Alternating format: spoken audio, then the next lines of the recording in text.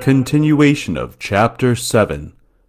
Second Liberty, Freedom of Speech and of the Press. Having thus dealt with freedom of religion, Leo XIII says, quote, "We must now consider briefly liberty of speech and liberty of the press." End quote. On one occasion, when I happened to meet him, I pointed out to Pope Paul VI that on this point the teaching of the Council is contrary to the teaching of Leo XIII. I said, quote, "Who must be obeyed? You tell us that we disobey.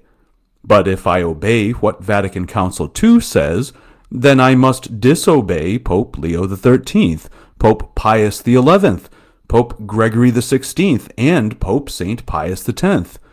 In short, I must disobey all the popes who taught one and the same thing, that there is no right to error. You tell me that error has rights, that people are free to have their religion and to make known everything they want by means of the press. They can do this freely, and the state has no right to prevent them. No matter what the religious group, no matter what the religion, no matter what the principles. Pope Leo XIII states the contrary. There is no right to freedom of the press. There is no right to diffuse error by means of the press. That liberty does not exist. There can be no right to freedom of speech and freedom of the press." End quote. Who must be obeyed? I said, quote, "I obey the popes who have always used the same language, and who have always said the same thing for 20 centuries. I deem that I must obey them, and not the Vatican Council II, which affirms the contrary." End quote. Paul VI replied, quote, "Oh, we haven't got time to discuss theological questions." End quote. Granted that it is a theological question. The Pope sensed that he had no tenable reply. What could he have answered? Cardinal Sapir wrote to me, quote, "You must submit to the magisterium of the Church and to the current magisterium, thus to Vatican Council II." End quote. But precisely it is because I do submit to the magisterium of the Church that I refuse certain parts of the magisterium of the Second Vatican Council. Submissive to the magisterium of the Church, I cannot admit that what was officially taught by the popes be contradicted by a, quote, pastoral council. Because there would be no reason for a subsequent council not to teach the opposite of this one. There would be no truth. If every 50 years the truths and dogmas are changed, then there are no more dogmas, there is no more magisterium. It is out of veneration for the magisterium that we cannot accept its being despised and changed. When we say this to the champions of Vatican II, they do not know what to reply. Leo XIII then treats here of freedom of speech and the press. Quote, "It is hardly necessary to say that there can be no such right as this, if it be not used in moderation, and if it pass beyond the bounds and end of all true liberty. For right is a moral power, which, as we have before said and must again and again repeat, it is absurd to suppose that nature has accorded indifferently to truth and falsehood, to justice and injustice." End quote.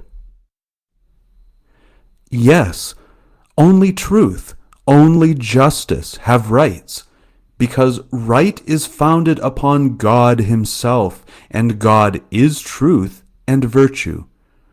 What opposes God is contrary to truth and justice, and can have no right.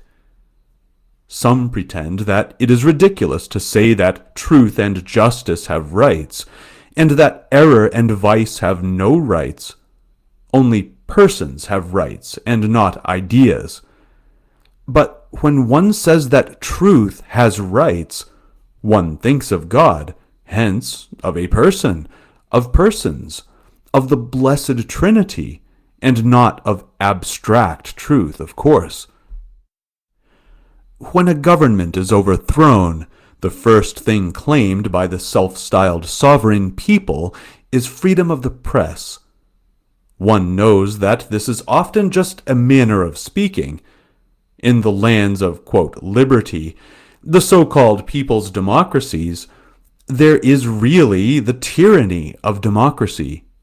There is no longer question of truth or error. There is only one press in power. Those who deplore it protest that liberty must be allowed, for if liberty is granted to all, then surely truth will triumph over error. But experience has shown the contrary. It is easier to do evil than good. It is more in conformity with the disorder in human nature. That is why, when one grants this liberty, it is error that gains. It suffices to count the number of really Catholic newspapers remaining in each country. What press organ can one rely upon? Newspapers like L'Avenire in Italy and La Croix in France can scarcely be called Catholic. There is no longer a truly Catholic press.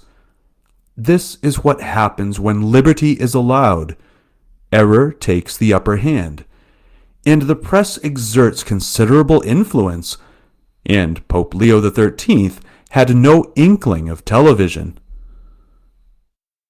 Quote, "The excesses of an unbridled intellect, which unfailingly end in the oppression of the untutored multitude, are no less rightly controlled by the authority of the law than are the injuries inflicted by violence upon the weak.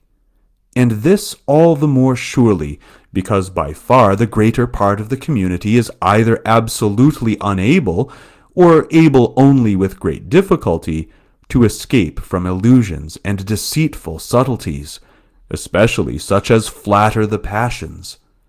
If unbridled license of speech and of writing be granted to all, nothing will remain sacred and inviolate. Even the highest and truest mandates of nature, justly held to be the common and noblest heritage of the human race, will not be spared.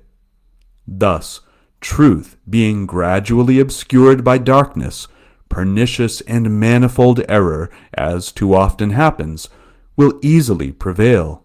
End quote. The Pope remarks that weeds are always more abundant than good and useful plants. Leave a field fallow and untended, and soon the nettles and thistles will smother the rest of the vegetation.